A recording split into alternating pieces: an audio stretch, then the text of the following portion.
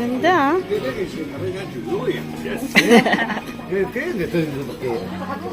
Flea market.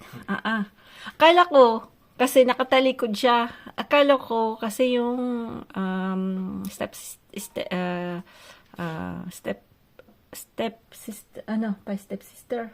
Pourquoi t'as une couleur verte comme ça? C'est pas la vraie couleur, ça. Je te di, yung ano ko po yung hipagbatag doon. Basta yung kapatid ni Frank, gusto niya po ng lizard, no? So, akala ko lizard, sabi ko, bibiling ko lang. Kita ko yung Frank. Ano pala buhayang di mangkog. Ay, Diyos ko may binili ko na lang kasi 3 euro lang naman eh. Ha? Kaya lang, meron pong ganito na mahal. May tatak siya, may... Shampoo, oh? Ha? Shampoo, oh? Ha? Shampoo, walang po, oh? Pitong po? No. Dalawang po. Alin po? Dalawang Ha? Quoi? 25. 25. No. 25. What's the word you learned yesterday? Kalokohan na word? Ari. No. This one you already know, Ari. Pardon. Qu'est-ce qu'il y a? Which word? Which word? You I forget. forget. It's I Napakalimutan. can't say. No. It's too much.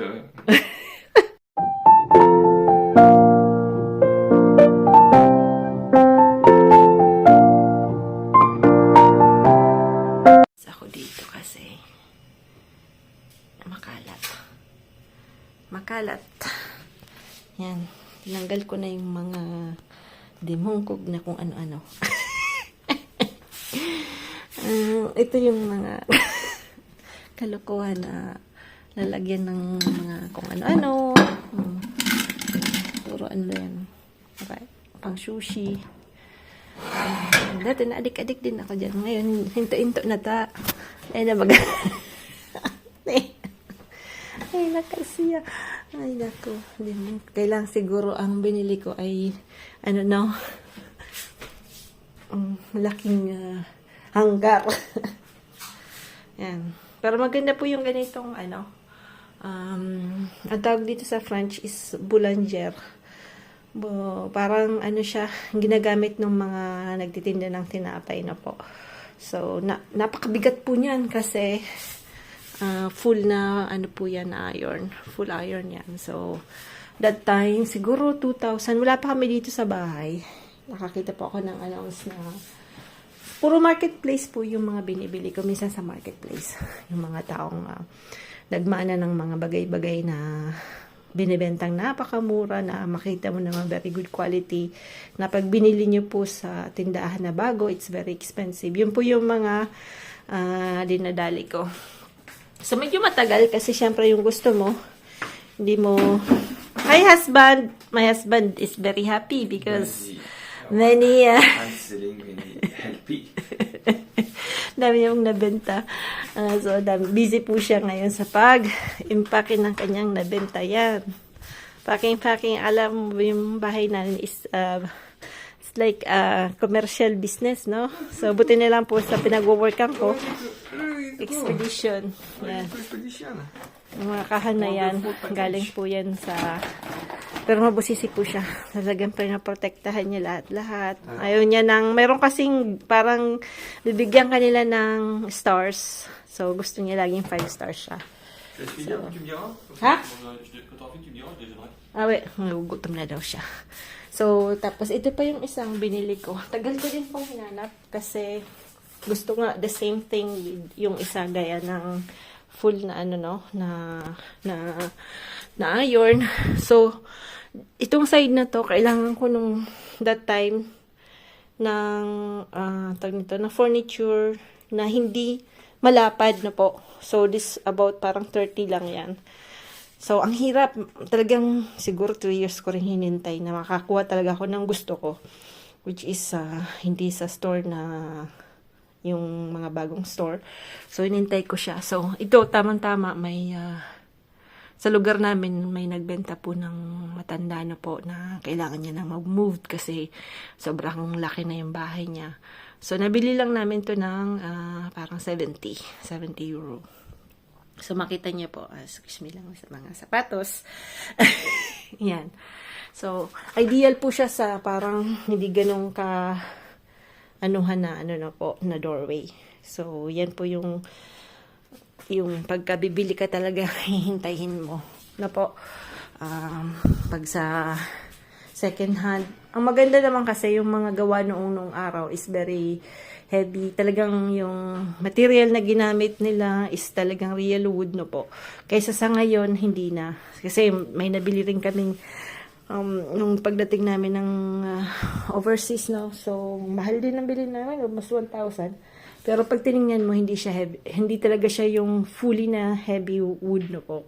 Ngayon, dito sa France, ang daming ganun na binibenta. Mga, mumura lang. Minsan 80, wala pang 100.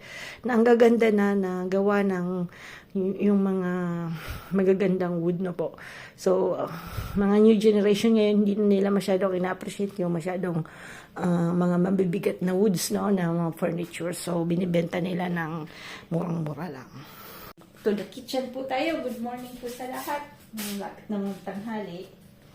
Mag alas 12 na, hindi pa rin nakakapagluto si Manay kasi yan, si Sam gumawa po ako ulit ng calamares kasi si Sam mahilig po siya sa pusit.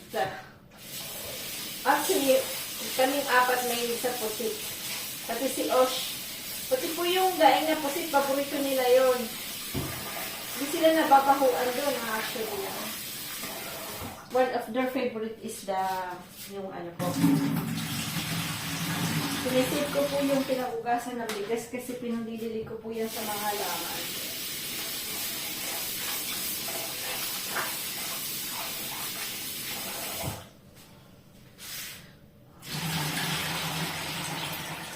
Maganda po kasi siya sa halaman. So,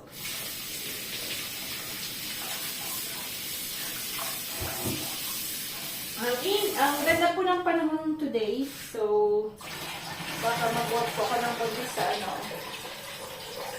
sa garden. So, lalo ko pa rin pong ayos-ayusin doon. Medyo, kasi pag January na naman, back to work, wala naman tayong kaanong oras. So, medyo ngayong bakasyon, kailangan natin i-profit yung pag-ayos-ayos, paglilinis-linis. Yan. So, nice-ayos ko dito pero ganun pa rin. Dami pa rin kurakpawski.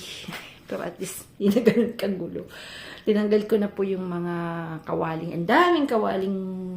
Naku, sabi ko kay Frank.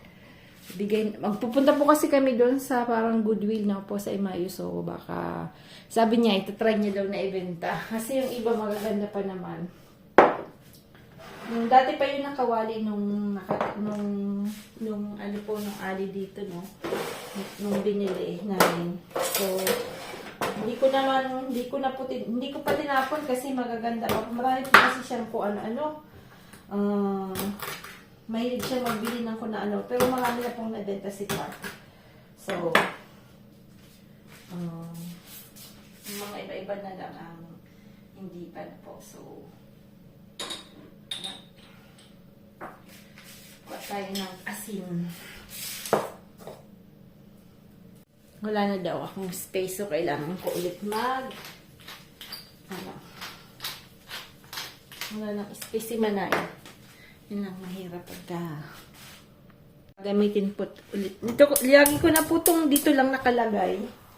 Yan po yung gagamitin natin, yung iron na magabat.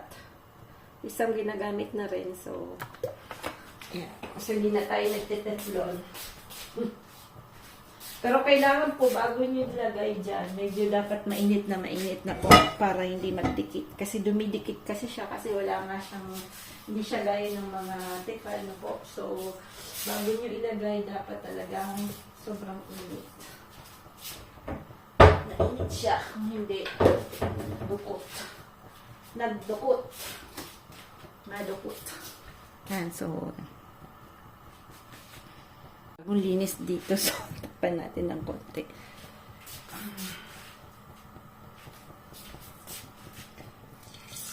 Oo, dito masyadong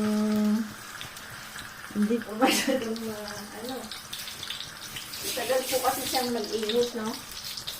Yan, yan mo lang, ganun talaga.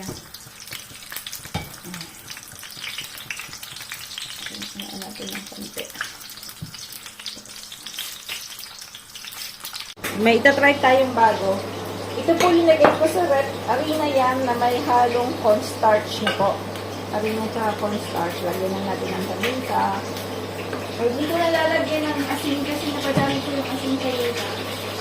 So, lalagyan lang natin siya ng paprika na po. Yan. Paprika. At ng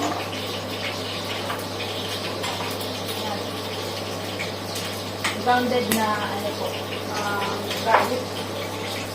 Ayan. Haluin lang natin yan. Tapos ito, kita ba? Ito yung ano po to, egg white. Dati kasi may nakita akong nagaganito, tempura. Yung cheese niya is lalagay niya po yung harina niya sa malamig na tubig. Sa malamig. Ilalagay niya po sa ref yung harina niya para malamig. Then after, yung sparkling water, lalagay niya rin sa ref para yung sparkling water ay malamig. Yan. Mali-mali talaga mag-ano si mamaya. So,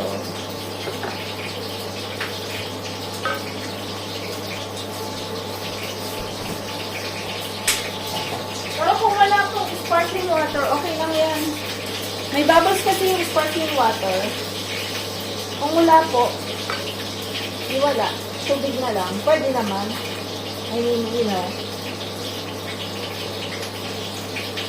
Mabubbles kasi po yung sparkling water. So, pero ako kasi hindi masyadong umiinom yan kasi mas maganda pa rin talaga yung water na ano. Yan. So, pwede nyo pong lagyan lang kung anong gusto nyo, no? So, ayan.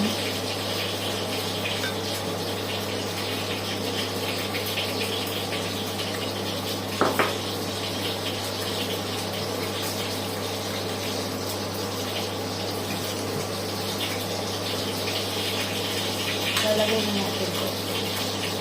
Tingnan natin kung crispy siya. Pwede po rin yung mga gulay-gulay kung gusto nyong anuhin.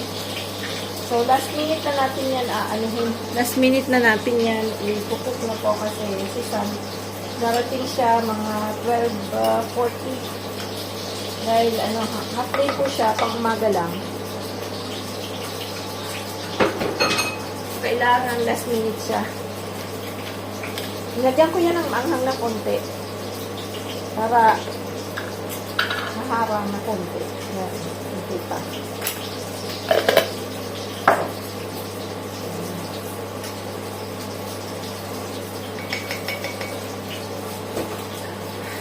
Diba? Ayan. May nabila. Ito. May pas ako sa mga earth, parang ganito. Earth colors, no? So, yung mga pottery. So, yan yung nabili ko kahapon. So, pwede ko pong lagyan ng asin. Akala mo may space pa, no? Pero wala naman yan. So, diba kung nabili mo na tayo? At, syempre, hanap ko tayo yan, mga old na spoons. Yan, mahaba. So, yan. Yan po yung mga kinokolect ko, yung mga old spoons. Mga 50 cents. Yan, kapon, nagtawad ako kasi gusto niya 1 euro yung, ano po, 1 euro yung dalawa. Parang mahal naman pag 1 euro, diba? Sabi ko, 50 cents na lang. So, okay na. Yung mula yung bumibili ng mga kutsarang ganyan. Ako lang nata. So, yan. Medyo, pagkain naman niya, tingnan niya po kung dadali na. Pagka hindi, huwag anuhin. Maganda kasi yung balat niya,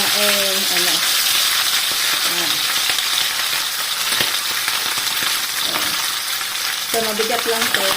Pag pinatawad-tawad mo ito, medyo mabigat. So, alagyan natin sa tawad-tawadin. Yan, ganyan na lang yan.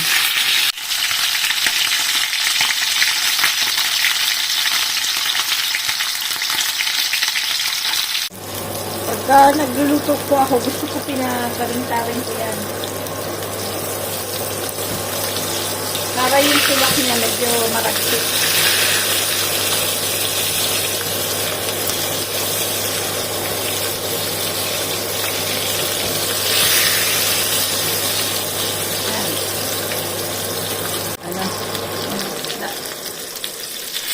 saka natin yan ibabalik pagka ano.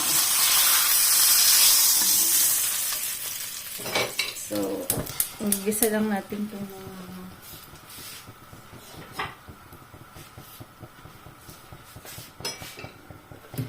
yung carrots po, galing sa garden yan. Liit. Liit lang po siya.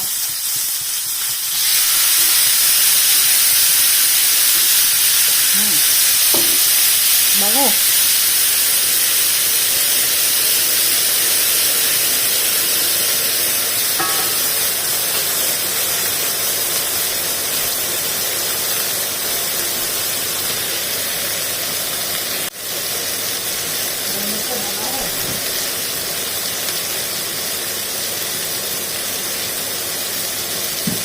Lalagyan natin ng black beans na po.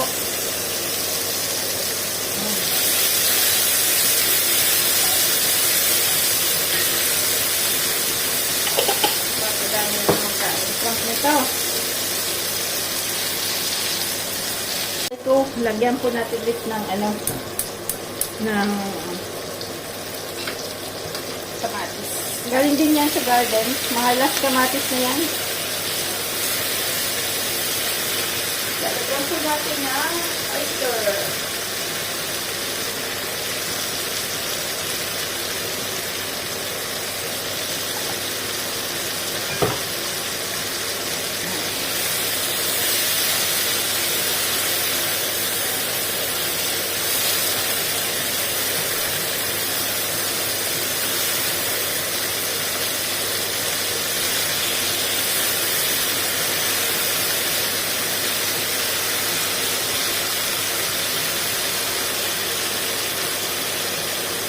At meron po tayong sesame oil.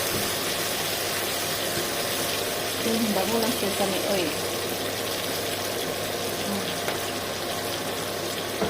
Sobrang bango. Nila natin nalagyan ng toyo kasi maalat na yan. So, isi-serve natin yan mamaya. Ganyan na yan. May gagawin na ako mamaya after. Sasawan. Siyempre, lagyan natin ng super anghang. Para magkalma na siya. Kalma na siya. Busy siya. Ang dami pong nabenta ni Funky. Matawa siya. Pinagkakabala niya po yung kasi, siyempre, kailangan, every year kami uwi sa Pinas, kailangan din may extra kita na po. Yan. Amoy pa lang. Sobrang anghang na. Si Sam, meron daw ng sumanggit sa kanyang car.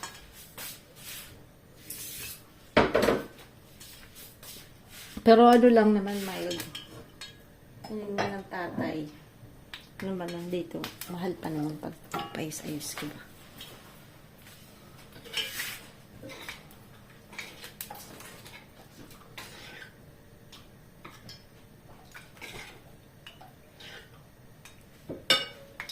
Medyo dapat mainit na mainit. Natin ng arena para huwag masyadong pumutok.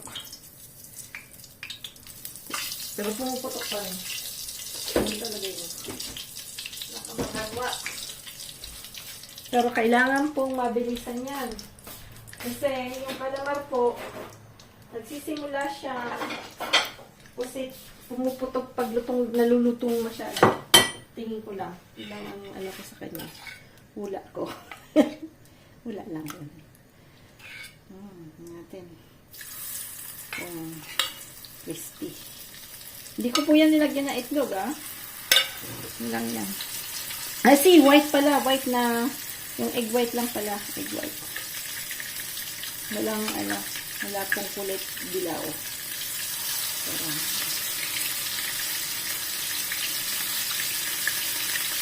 Pero paborito ko ni Osh. Kaya lang, mga lolo't lola, ayaw nila. Hindi nila gusto yung mga takot sila ang kumain lang sa lama. Ewan ko ba't yun. Gusto na sanay. Yan, tingin niyo po kung ano. So, pwede rin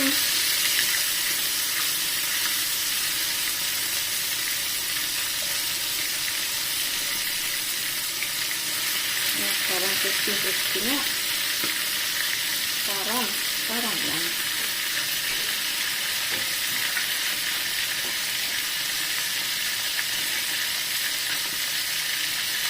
Up.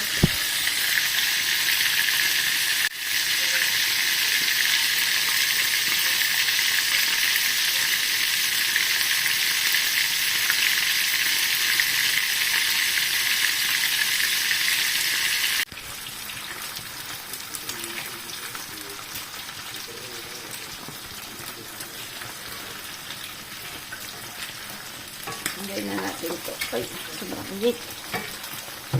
Hanggang na si Sam.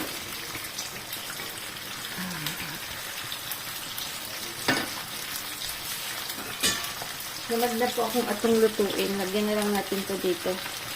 Para mamayang gabi. Pag na, tumatamad na sinunod. Ginagawa niyang ganyan ko na lang yan. Para may lasa din to. Ayan.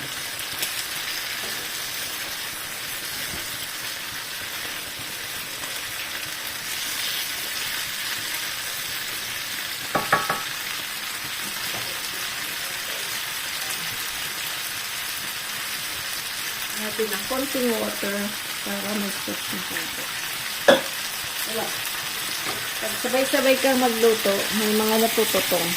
Kasi siyempre, sabay-sabay nga.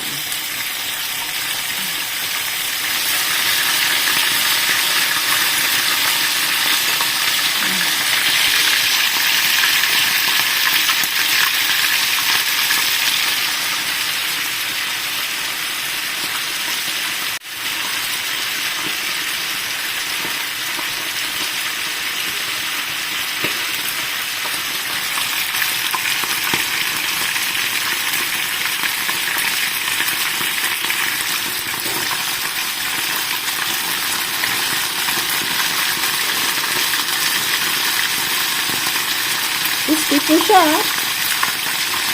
Ay. Try niyo po. Magandang, crispy.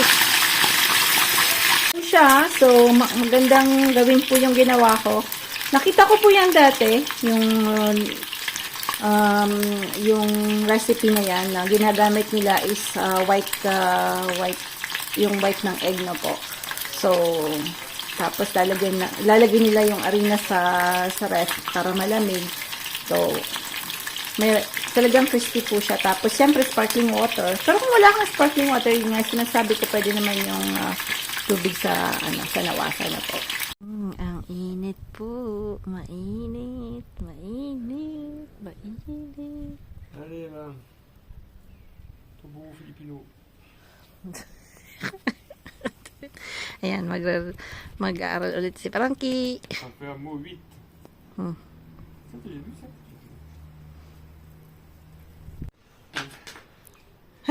Ah, oui. Elle m'est tombée sur le pied. Ito Ça fait mal. Tumbahan daw siya ng J'ai isa. oublié de prendre Laki celle-là. pa naman. J'ai voulu prendre celle qui était grosse. Eh? Elle m'est tombée sur le pied. Il y en a plus de l'autre côté. Où ça? Là-bas. Putain, là, ça attaque. Hein? Il n'y en a plus. Là-bas, il n'y en a plus. Ouais, naman si Frankie. Et là-bas, on a commencé à attaquer. Non, j'ai pas attaqué encore là-bas. Et là, il manque ça. Non, Si, il manque ça déjà en haut. c'est vrai. C'est quelqu'un. Bon. Daming salad. Ang salad na tinanim namin. Hindi ko lang. Salad. Ito po yung kale.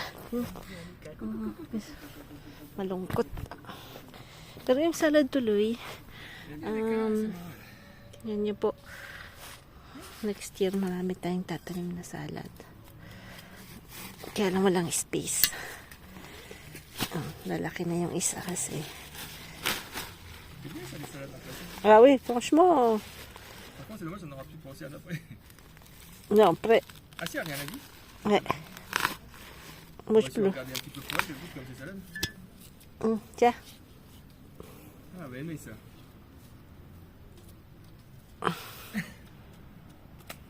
Mahilig po sila sa salad, ang manok. À quoi? Encore une feuille pour toi? Pasko lang pupuri siya. Siya pa po. I love the roots. Pourquoi? The roots. Pourquoi? Wala.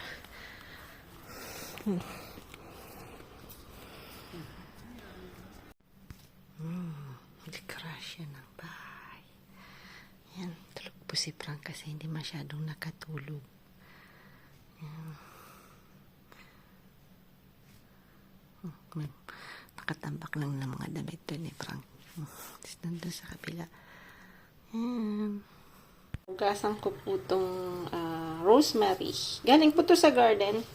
So, pag may garden po kayo o may terrace, maganda pong mayroong rosemary kasi ang dami rin niya pong herbal, medicinal na po. So, marami pong uses siya. So, pag may ubo, gaya ni Mama, sa Mama ganun, kasi Ate Jinky po, mahilig sila sa mga herbal medicines na po. Which is, hindi talaga ikaw agad matawag nito, magagamot kasi nga, syempre, mga herbs na po. Pero at least, matutulungan po yung health mo slowly. Kung lagi lang yung ginagamit, syempre, mas effective siya na po. So, ito gagamitin ko po to sa bali, lagyan ko yan ng cloves. Yung cloves, ayan. Meron yan sa Pilipinas. Nakabili po ako niyan sa SM na po. Parang meron po silang lahat ng mga herbs na mga kakasuba, mga paminta. Nandun po siya. Dun siya nakahilera. So, yung rosemary, kaya lang yung rosemary, wala po akong nakita sa Pinas ng rosemary na fresh na po. So, pero malamang meron yan. Gaya ng basilic na po. So, tayo kasi, iba rin yung mga herbs na ginagamit natin na po. But now, medyo, ayan na ano na rin tayo, no, na dahil sa mga OFW, mga kababayan po nating nasa ibang bansa na they like to use rosemary. So, marami na rin pong ganyan. So, ito, lalagay natin to sa buhok. Dahil maganda daw yan sa buhok eh. Tutubo, mahaba. Joke. So, lalagay ko po yan sa buhok. Pero hindi agad-agad gagamitin. Aanin muna natin siya ng ilang araw. Ano pa gagamitin. So, ito, ginagamit namin ni Frank kasi baka tumubo. Kasi sabi ko kay Frank, medyo nakakalbos na siya eh. Sabi niya, sige, try natin. Try hanggang dumali din, di ba po? So, yun po yung maganda sa herbs kasi olive oil pala yung nilagay natin. So, kami naman maraming olive oil dito sa France na po. So, mas maganda pong bibili yung olive oil yung nasa sa bottle na po. Kasi may mga iba, titingnan yung contents, minsan hindi na siya extra virgin. So, titingnan nyo rin po yan. So, kami, yan po yung binibili namin. Kasi hindi ganun kamahal.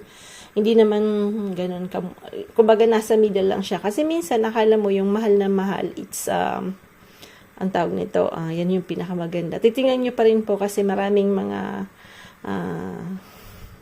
how do you say this one, yung parang criteria na po. So, kami naman din naman kaya na bumili ng sobrang mahal. Kasi minsan, yung nabibili ng nasa, parang dito mayroong different kinds ng commercial center. Sa Lidl pa yung pinakamagandang olive oil. So, na parang organic siya, organic. Yon. So,